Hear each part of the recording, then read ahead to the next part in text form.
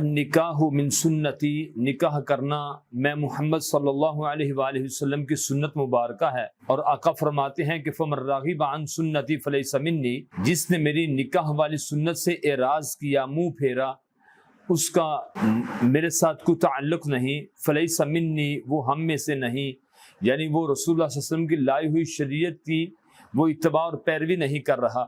مسند احمد میں آتا ہے کہ وہ نکاح بہت ہی بابرکت نکاح ہوتا ہے جس نکاح میں بہت ہی کم خرچ کیا جائے۔ ایک بہقی کی روایت ہے، رسول اللہ صلی اللہ علیہ وسلم نے نوجوانوں کی جماعت سے فرمایا، اے نوجوانوں کی جماعت، آپ نکاح کرو۔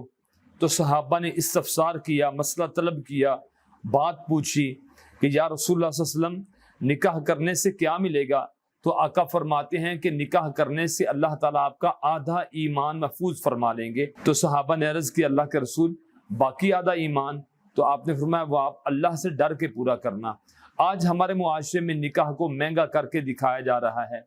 ٹی وی کی جتنی بھی ایڈورٹائز آ رہی ہے، ہر ایڈورٹائز میں چاہے وہ جامع شیریں کی ہو، چاہے وہ شادی ہال کی ہو، چاہے کسی بھی چیز کی ہو، وہ ہر ایڈورٹائز میں انہوں نے شادی اور نکاح دکھانا ہوتا ہے۔